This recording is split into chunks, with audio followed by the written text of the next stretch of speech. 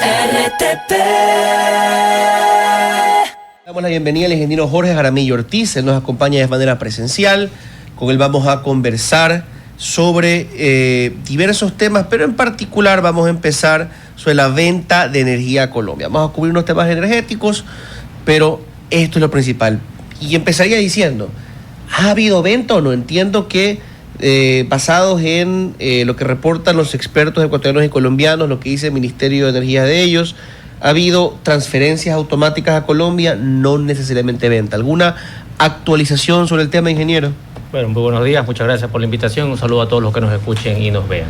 Bueno, lo que yo digo en las redes es bastante, llamémoslo como usted o como el pueblo quiera, pero lo que ha habido es una transferencia de energía a cambio de un valor monetario.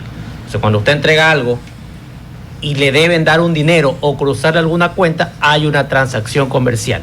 Ahí viene el tema, ¿no? Es un trueque, es un canje, es venta.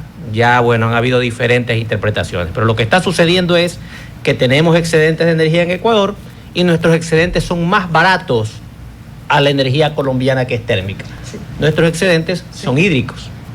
Ya. Sí, justamente ese era el tema, ingeniero, porque me parece interesante donde un Ecuador compra energía a Colombia a un precio exorbitante y nosotros ahora de alguna manera estamos devolviendo ese excedente, pero a precios mínimos, ¿no? Claro, bueno, el Ecuador, Bolivia, Colombia y Perú tienen un acuerdo firmado. Ese acuerdo se conoce como CAN 816, en el cual los países pueden generar transferencias de energías cuando tienen excedentes, pero tienen que hacerlo bajo el precio de su producción. Claro. Por eso Colombia decía, yo les vendo, y bueno, y ahí dicen ellos vendo porque había un contrato de por medio y Ecuador tenía una necesidad energética, pero como es térmica, no le puedo dar barato. O sea, tengo que dar a 25 centavos, o a 40 o a 50 porque son de diferentes fuentes. Y no había cómo reclamar eso porque en realidad su energía viene de fuentes térmicas. Hoy que nosotros tenemos energía en excedente, pero hídrica, la producción energética de recursos hídricos cuesta alrededor de 6 a 13 centavos. Así que tenemos que vendérselos a esos costos. Y justamente, ingeniero, ¿por qué este cruce de palabras entre gobierno y gobierno, ¿no? Donde uno dice le estamos vendiendo, el otro dice no estamos vendiendo. O sea, la parte de interpretación obviamente no debió llegar a esos niveles porque obviamente nos hace daño, pero al mismo tiempo Colombia... o sea, ¿por qué no puede aclarar lo que usted está aclarando? A ver, Colombia como tal nunca dijo no nos están vendiendo. Si usted lee el comunicado, que lo publiqué por ahí, el comunicado del Ministerio de Energía de Colombia, por ahí hay una entrevista a un funcionario de las empresas privadas, o sea, no era del gobierno el que lo entrevistaron en un medio digital, era un dirigente de las generadoras privadas que dijo no hay venta. Pero el documento oficial del Ministerio de Colombia trata de evitar esa palabra, pero sí dice, hemos recibido transferencias, hemos recibido transacciones, y no es que fue automático, no, o sea, recordemos que Ecuador, desde septiembre aproximadamente hasta diciembre, no transfirió por la línea de interconexión ni un megavatio. Estábamos rogándole a Colombia que nos venda energía, y ellos simplemente abrieron el switch, como para que la gente lo entienda, el interruptor, y no pasaba energía desde Colombia hacia Ecuador, y Ecuador obviamente no tiene energía ni para nosotros, peor iba a pasar. Entonces esos mensajes, no, que era solo por mantenimiento, para que no se dañe la línea, eso está mal interpretado, que lo he visto por ahí. Si Colombia en estos momentos no quisiera recibir nuestros excedentes, simplemente abre la interconexión y Ecuador tendrá que ver a pagar alguna generadora o algo. Si Colombia deja pasar esa transferencia, que sí la aceptan, ellos dicen, son transferencias, son transacciones, y publican el precio y simplemente hacen un cruce de cuentas con lo que ellos tienen. Pero no dicen, no hay venta, porque sí hay una transacción, comercial, y esa transacción es a conveniencia porque nuestro precio es más barato. Claro. Entonces yo creo que también hay un mensaje político de los colombianos, porque es difícil decir, estoy comprando energía, porque el pueblo colombiano también se puede alertar. ¿Cómo que compras? ¿Que vamos a tener apagones? ¿Qué pasó? Entonces creo yo que es un tema un poco político y también quizás ideológico, ¿no? Por lo que sabemos. Ingeniero Jaramillo, en ese sentido, tal vez ya comenzar a contar con cuánta energía tenemos. La ministra Manzano, ya no ministra encargada, sino titular de la cartera de Estado, mencionaba, por lo menos yo lo leía así en sus declaraciones, decía que el año pasado no tuvimos estiaje en abril, que al contrario, que las abuelitas, recordemos lo que decían las abuelitas, abril lluvias 1000, pero yo creo que sí hay un informe incluso del viceministerio que hablaba de un anticipo de estas situaciones. Entonces, lo que trato de decir es que el gobierno señala que realmente el problema de electricidad que tuvimos era por la falta de ejecución del Plan Maestro de Electricidad de los gobiernos anteriores, la falta de inversión. Ahora, con todo lo que hemos visto, y también tratando de buscar algún tipo de explicación a lo de Progen, ¿con cuánta energía contamos? Se hablaba de una recuperación de un poco más de 580 megavatios. ¿Cuánto esto nos podría servir y cuánto nos ayudaría, por ejemplo, a partir de abril? Porque las lluvias... ¿qué sucede después de abril? Las lluvias podrían estar terminando en abril y ya vendría pues la época normal de estiaje que se atraviesa el país. ¿Con cuánto contamos? ¿Tenemos garantizada la electricidad o no? Bueno, recordemos que Ecuador tiene un excedente de energía para lo que necesita, ¿no? La capacidad instalada es más de 7.000 megavatios, cuando Ecuador consume, en casos extremos, alrededor de 5.000 megavatios. El problema es que la gran mayoría de esos 7.000 son hídricos, ¿no? Entonces se nos van las lluvias y ya. Hoy por hoy ha entrado nueva generación, aproximadamente 700 megavatios. Ahí tenemos las barcazas, tenemos Toachi-Pilatón. Pero ojo que las barcazas son por un contrato de 18 meses, 18 meses. Las tres en estos momentos que tenemos. Después de esto, ¿qué hay? ¿Qué tenemos en firme? Energía firme, a eso me refería. A ver, vamos por partes. La necesidad energética en las épocas de estiaje es cerca de 2.000 megavatios. 2.000 megavatios, hay que ser realistas. Poder generar 2.000 megavatios en un país no es tarea de un año. Son inversiones grandísimas, porque no solamente es traer los generadores térmicos, es luego tener el combustible para que eso genere, tener el mantenimiento. Estamos hablando de inversiones de cerca de 5.000 millones de dólares que son abismales. Entonces, el gobierno en su momento, cuando veamos que vamos a llegar a un estiaje, debería primero advertir, no ser tan positivo en el tema y decir que esto va a demorar. ¿Qué tenemos ahora? Tengo entendido que hay unos concursos ya por 500 megavatios más de compra. Esperemos que se den. Lo único que tendríamos por ahora ver es que en realidad entre Progen con todas sus térmicas, que son cerca de 300 megavatios, que sería algo fijo. Ahora bien, ¿tendremos estiaje? Dependerá siempre del clima, pero claro, si hay una comparación con el año 2024 a esta época, ya teníamos casi la mitad del embalse de lo que tenemos hoy.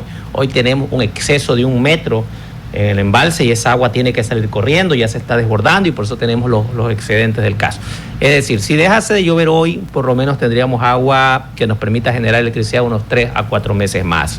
O sea, no deberíamos tener preocupaciones hasta junio, quizás si dejase de llover hoy, pero también todos los pronósticos del INAMI y todo lo demás hablan de que vamos a tener un invierno continuado hasta abril posiblemente.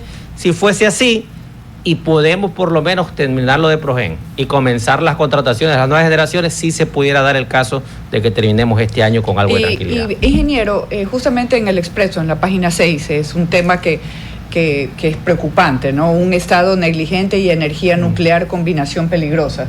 O sea, el tema de la energía nuclear, si las hidroeléctricas en sí han tenido fallas y no han tenido mantenimiento, imagínense una planta nuclear en el Ecuador. O sea, realmente es preocupante porque los gobiernos no son serios. No son serios. Entonces, obviamente que ya puede llegar a una peligrosidad mayor de estar pensando en energía nuclear cuando nosotros no podemos ni tener energía termoeléctrica y no sabemos cómo mantenerla. Entonces, o sea, ¿por qué están hablando de algo que en verdad sería preocupante para el país? Bueno, yo sé que todo el mundo tiene el temor cuando escucha nuclear, se le vienen las explosiones y todo lo demás. Recordemos que la energía nuclear es otra forma de energía térmica.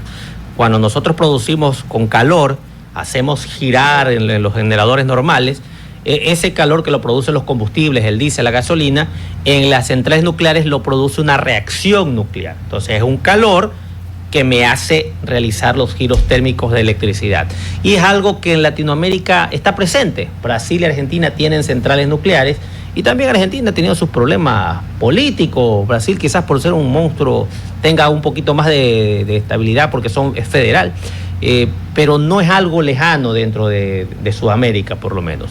Chile, Colombia tienen estudios, así que no vería mal que lo estudien. Ahora bien... México también tiene. México también tiene. Perú tiene, y Argentina y Brasil. Y Brasil tienen. Perú tiene estudios adelantados, si mal no recuerdo, no sé si ya tienen pero reactores. ¿sabe qué? Perú es otro, para mí es otro estable. mundo, y es estable, un país estable que políticamente no se deja influenciar y la economía sigue adelante, no importa quién esté en el poder, y se vuelve secundario. O sea, nosotros siendo tan inestables en sí, siempre, porque cada gobierno quiere inventarse algo nuevo, yo creo que sí sería importante, pero hay que tener mucho cuidado. Claro, o sea, recordemos que aquí tenemos un gran problema. El problema de Ecuador es que el 99% de su electricidad es pública, prácticamente todo. Distribución, a diferencia de Perú y Colombia, que tienen un gran porcentaje de participación privada. Si quisiéramos tener este tipo de inversiones, que no las veo mal, estudiarlas, ver su factibilidad, deberían estar a manos de empresas privadas. Pero es que la mayoría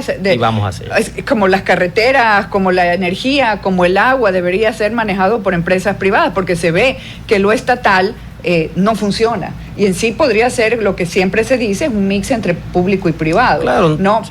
Pero el problema, ¿quién va a querer invertir en un país que después de 4 años puede que venga y le quite y le expropie justamente la inversión que ha querido hacer? Entonces, sí, para mí es preocupante por la falta de madurez política que existe en el país. Claro, bueno, estamos en plenas elecciones, pero sin embargo, a pesar de todos estos problemas económicos y jurídicos que presenta el país, siempre hay empresas que están dispuestas a arriesgar su inversión en el Ecuador. Porque aunque la Constitución diga que no podemos firmar arbitrajes, todos los grandes megaproyectos, Coca-Cola, Sinclair firmó un arbitraje. Siempre hay forma de que las grandes empresas puedan firmar arbitrajes internacionales, regionales. Entonces, de ese punto tratan de cuidarse. Sí que veamos, ¿no? Aquí se hablaba también de cambiar la Constitución para que todo lo estratégico no sea netamente del Estado, pero hay que trabajar también culturalmente en la gente que se dé cuenta de esto. No podemos tener un monopolio estatal. Eso no es privatizar, tener un comportamiento mixto. Ingeniero Jaramillo, antes de irnos al corte, porque estamos, de hecho, en la hora 8:30 de la mañana, ¿por qué la energía nuclear y no otras diversidades exactamente más limpias? O sea, siento que este proyecto, si bien es a largo plazo, resulta también un desafío por los costos que podrían representar. Y deja de lado otras alternativas que ya están en el país, como en Loja, por ejemplo, hay un tipo de generación de energía más limpia y que podríamos tenerlas a mediano plazo quizás. A ver, tengamos claro, las únicas fuentes energéticas que me permiten a mí tener grandes cantidades de energía para alimentar ciudades completas son las hidroeléctricas y las termoeléctricas. Dentro de las termoeléctricas aparece la nuclear, que es un tipo de central termoeléctrica. Son las únicas que me permiten tener grandes capacidades. Okay. Las energías solares, eólicas, no nos permiten tener gran capacidad de energía. Pero son alternativas. Son sumas, son apoyo, por eso a nivel mundial ese tipo de energía tiene aproximadamente un 15% de participación en los países. En Ecuador llegamos al 1.5%, estamos muy lejos todavía y tienen que seguirse sumando. Pero no podemos dejar a un lado las térmicas, porque son las que son más fáciles, más rápidas y nos pueden dar gran potencia. Y no solamente eso, justamente en estiaje son las que van a trabajar mucho más y tú puedes hacer descansar las hidroeléctricas y no llevarlas al límite como se las ha estado llevando. Claro, recordemos que se está estudiando geotérmicas, por ejemplo, que son con el gas, con el vapor de los volcanes. Eso me parece súper interesante. Está en etapa de estudio 2 años solo para culminar los estudios. Entonces veamos que son proyectos interesantísimos, pero que hay que y también tú tienes la marea, o sea, nosotros tenemos unos ríos fantásticos justamente que bajan y después suben y podemos poner estas...